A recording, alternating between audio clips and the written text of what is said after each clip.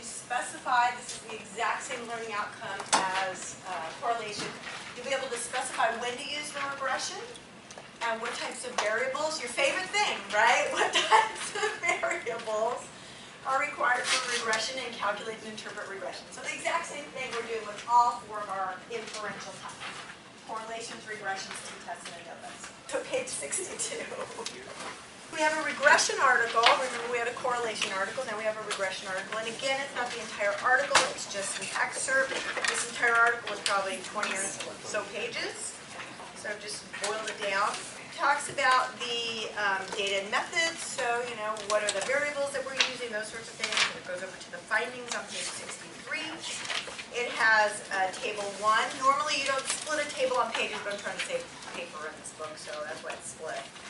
But it says table 1, right? Every table always says table and whatever number it is, and it's just consecutively numbered. Descriptive statistics of the sample, our grand N was 329. And then it has these different variables. Now, this one gives the mean or percent, right? So some of them are percentages, some of them are means. And then it gives the standard deviation and range of each variable, and you can see that continued on page 64. Then if you go over to page 65, you see the regression results, okay? See the bivariate results first, but we're going to go to the regression results on page 65. So if you look at the first bolded sentence sort of in the middle there, it says biological determinism, which is one of their variables, was found to have a positive relationship with LGBT tolerance. And so that says model 1, and it says the B, so instead of R for correlation coefficient, we have a B for regression, and B is 0.253, and then it says the significance value is less than 0.001. So the printout told them what the actual significance value was. And if you look back at, if you look forward to table 2, which, now that was an error to have the heading on the bottom of the page. I'll fix that next time around. But on page 66, you see table 2, and you see model 1, model 2, model 3, model 4, model 5, those different columns, right? 1, 2, 3, 4, 5. So we'll go back to page 65, where it said positive relationship with LGBT tolerance. It said it was model 1, refer to model 1, right? Then if you look down lower, it's going to refer to model 2, model 3, whatever, okay? So those are ways you can word them. If you take a look at the table, you won't have a table like this, but you will see regression is a very, very common statistic that people report in research. You will see that model 1 has only biological determinism, and it's looking to predict LGBT tolerance, right? And then model 2 has biological determinism and LGBT acquaintances. And both of those are predicting what level of LGBT tolerance the respondents have. Model 3, now we added LGBT identified. So did the person identify as LGBT? Then model 4, we add a whole bunch of stuff, a whole bunch of demographics. Then model 5, we had these other things, religion. Are they conservative or liberal? And then their religious affiliation. So you see when we get these numbers, that's when we've added these particular items. Okay? So we're going to talk about how that works. What's happening is it's looking at if there's more than one variable, so model 2 and over. It looks at the first variable and holds all the other variables constant. Then it looks at the second variable and holds all the other variables constant. It looks at the third variable and holds all the other variables constant. I'm going to go through that a little bit more. Okay? So that's what it's doing there. So you can take a look at how regression results are worded, which is very important. All right. So, report your results. Again, you're going to have a slide like this for every one of our tests. We had one for correlations. We have one for this. We'll have a t-test for the other one. So the first thing you do, same thing, state your hypothesis. Second thing you do, same thing, run the test with the appropriate variables. Third thing you do, same exact thing, interpret the output and make a result statement. Now for every test, that result statement has to have a significance value. So if we run it on the computer, we always report P for all 4 tests.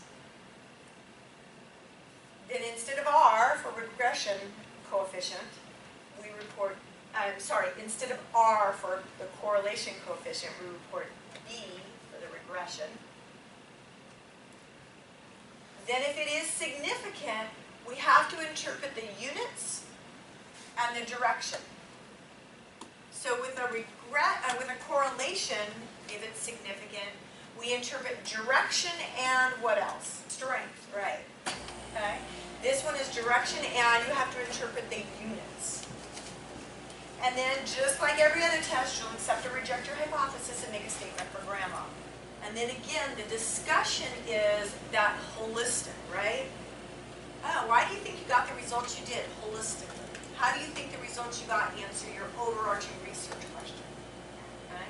Results, 1 per test, 1 per hypothesis. Discussion is more holistic. And again, I suggest you have a separate place in your notes, or you're writing inside of your workbook or something, the things you need to report for each test. Certain things are identical. This is identical for every test. This is different, right? This is identical for every test. So you might want to make a list so that you remember what it is you have to report. Alrighty, so linear regression. What we're looking at is how much does the independent variable contribute to the variance in the dependent variable. So with a regression, we're looking to predict the dependent variable. We're looking to determine if the independent variable is causing the dependent variable. So as the independent variable changes up or down, what's happening to the dependent variable? Is it changing up or down? How well can I predict the dependent variable if I know the independent variable?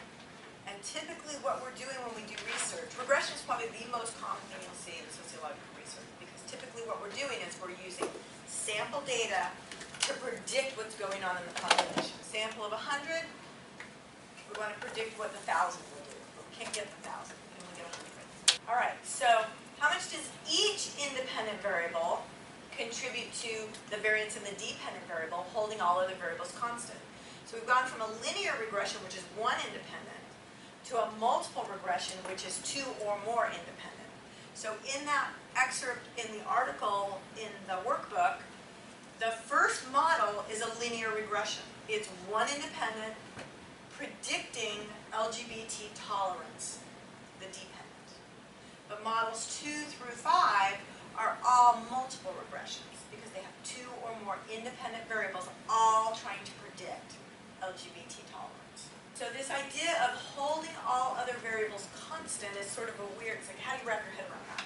So I have a very simplistic illustration here. Just males and females, and I have just people who are 18, 19, or 20, and I have just low socioeconomic status, middle income, and high income. Okay, that's all I have. So what the computer is doing, we're not going to calculate a multiple regression by hand, we will do a linear regression, just one variable. But for a multiple regression, what it's doing is, it's saying, okay, for all males who are 18, let me see what happens if I change the economic status to low, then the medium, then the high. Now it says for all males who are 19, let me look at economic status for low, medium, and high. Now males who are 20, let me look at low, medium, or high. Okay? Now I can go to, for all males who are 18, low, medium, and high. For all males who are 18, 19. I did that, right? Okay. Then I'm going to go to females who are 18, low, medium, and high. Females who are 19, low, medium, and high. Females who are 20, low, medium, and high. Okay? So it's holding this constant on this and looking how this varies. Then it's going to hold this constant, look how these vary, right? So it's just looking at one at a time, and it's doing this in a second. The terminology that we use for regressions is we say that the dependent variable is regressed on the independent variables. So in that study, that excerpt in the workbook, the researchers have regressed LGBT tolerance on LGBT acquaintances, self-identified as LGBT, being conservative, religious affiliation, and all those other demographics, right? That's the terminology you use. I ran a regression and I regressed. I my dependent variable on my independent variable or variables. You need, this sort of follows from, this definitely follows from a correlation. So you need the same types of variables. You need one continuous dependent variable. So what level is that? Nominal, ordinal, interval, or ratio? Ordinal, interval. Ordinal, interval, or ratio. Okay? So your dependent variable for a regression can be ordinal, interval, or ratio. And then one or more, of course, right? One is a linear regression, or more is a multiple regression. Dichotomous or continuous independent variables. So again, what's the only kind of variable you cannot use? Non-dichotomous. So nominal that's not dichotomous. So nominal with 3 or more categories.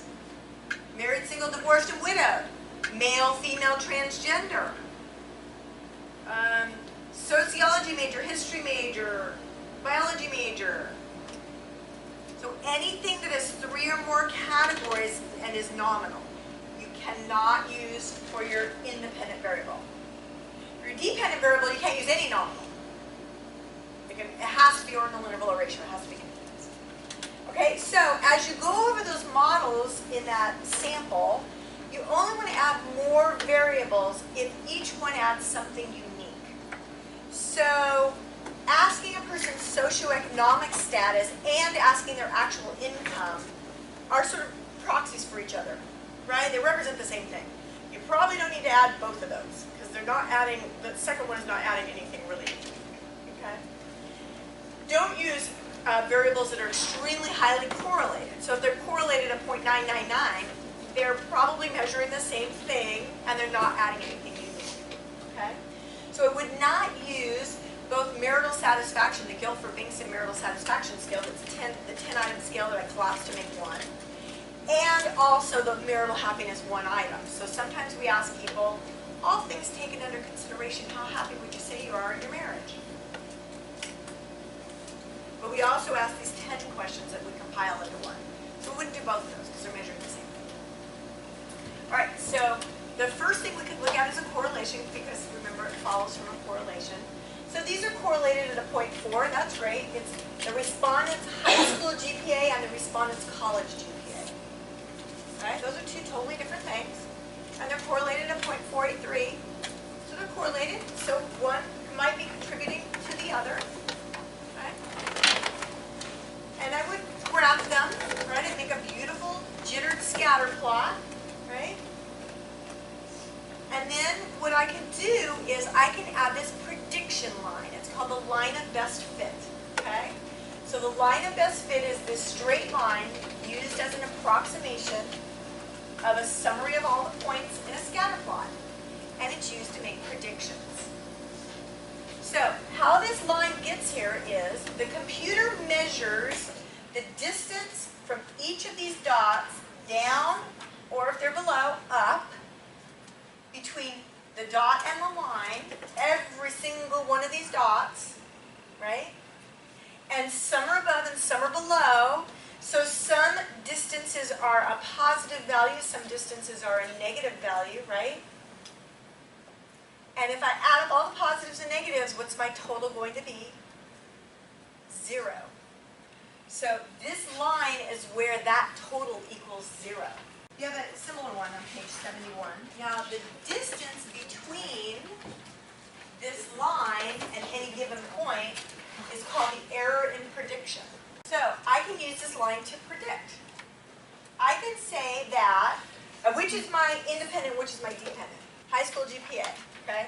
And the independent is always on the x-axis, and the dependent is always on the y-axis. So I can use my independent variable to predict my dependent variable. And I can say, if you have a high school GPA of 4.0, you are likely to have a college GPA of 3.99.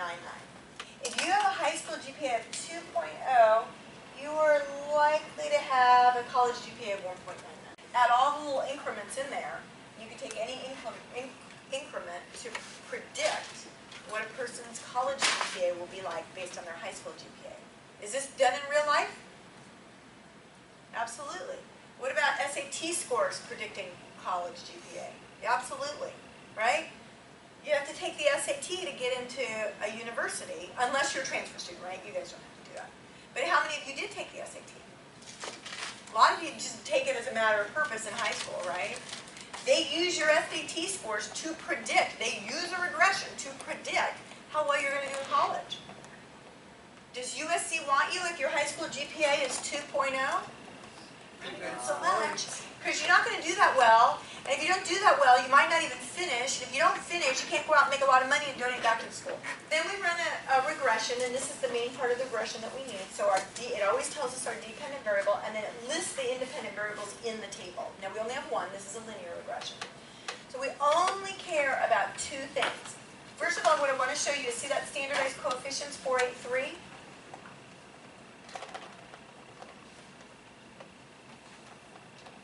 Okay? It's the same as the correlation.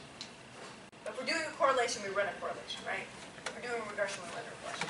So what we care about is the unstandardized coefficients and the significance value. So the first thing we look at is the significance value for each independent variable. Here we only have one, so we just care about this line, this number, and this number. Okay? So is it significant, yes or no? Because the sig value is 0.000 and it has to be below 0.05 to be significant. Any test you run on SPSS, I don't care what test it is, a test for this class, one of our four, or another test, it's always going to tell you a sig value, and it always has to be less than 0.05 to be significant. That's a universal. You calculate it by hand, that's different, right? Your calculated value would have to come up to the critical value.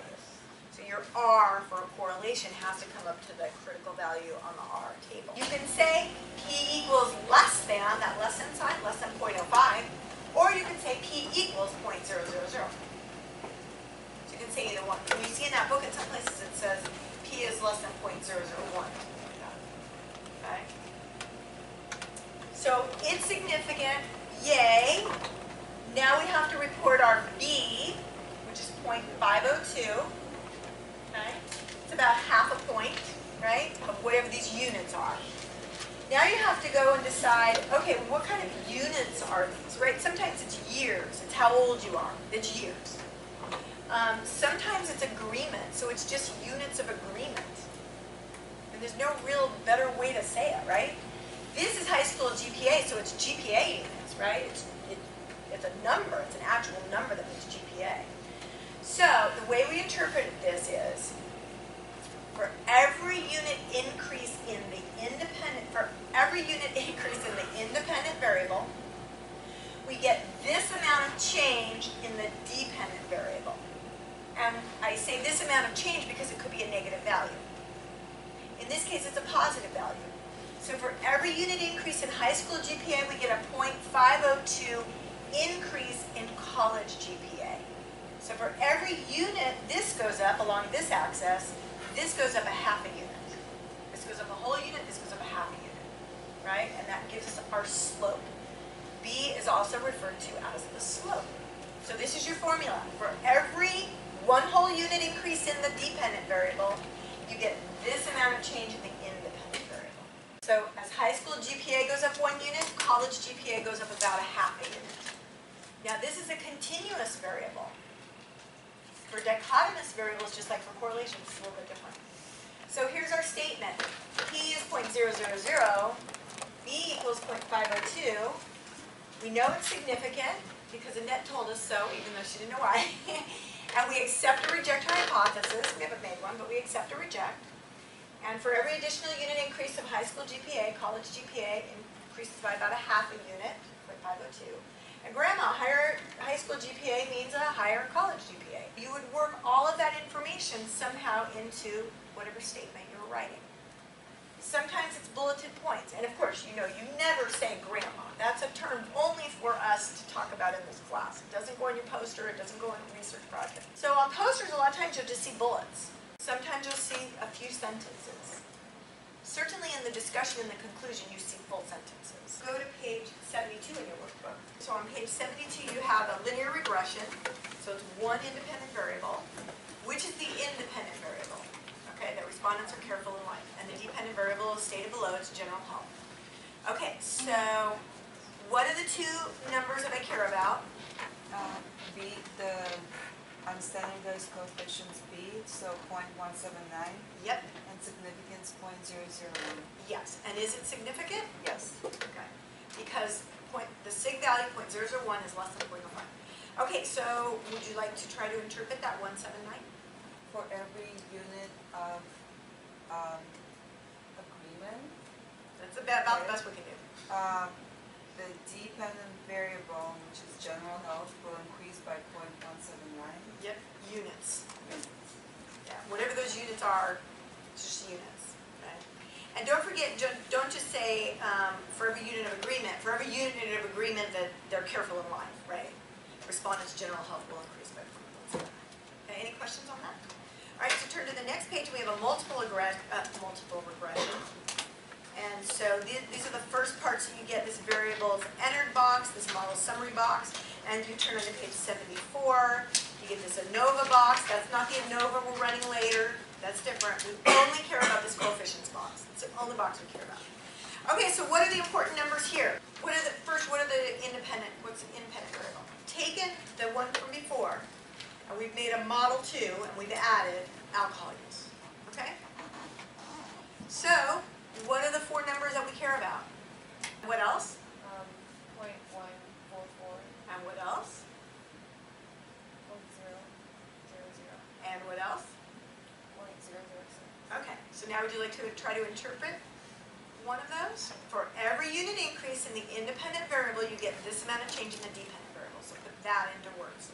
Plug in those variables and numbers. Think about the independent variable. The independent variable is number of times used alcohol in the last week. Okay? So we know what those units are. It's each drink, right? For every additional drink in the last week, right? So for every unit increase in that, for every additional drink in the last week, we see that general health goes down by 0.476. Agreement, right? So they're not units like age or a drink or something like that. So it's agreement. So for every additional unit of agreement that the respondent is careful in life, we see a 0.144 increase, because positive, in general health. And if you look back at the prior one that Mariana did on page 72, how much do you agree you're careful in life was 0.179. What happened to it? Did it go up or down? Yeah, so while we control for how much alcohol they use, that how much do you agree you're careful in life has less power in predicting general health. Times used alcohol in the last week is about almost, not quite, but almost a half of a unit in general health. Where agree you're careful in life, it's like a little tiny bit, it's like 0.144, right? So using alcohol is a stronger predictor. It's got a bigger number. Okay, so then what we want to do is I want you to create a one-tailed hypothesis, or create one-tailed hypotheses for age, number of siblings, father's education, mother's education, predicting respondent's level of education. So what we're going to do is we're going to regress respondent's level of education on age, siblings, father's education, and mother's education. If you decide to run a multiple regression for your poster, you would write the hypotheses as 2A, 2B, this is 4 of them, 2C, 2D. All right, so let's hear a one-tailed hypothesis for age. The respondent's age increases, the level of education will also. Okay, sounds good. All right, what about another one? As the number of siblings increase, the level of education increases. Okay. We have regressed highest year of school completed on age of respondent, number of siblings, highest year of school completed for father, and highest year of school completed for mother. I know he will. Do age. Is it significant? Which one? Age. Age of respondent. So age of respondent goes across here. And we only care about 2 numbers. What's the first number we need to look at? I believe it's B, right? Yeah, that's the second number we should look at. But yes, B. And what's B in this case? Outside 0.003. 0.003. What's the other number we need to look at that we should look at first?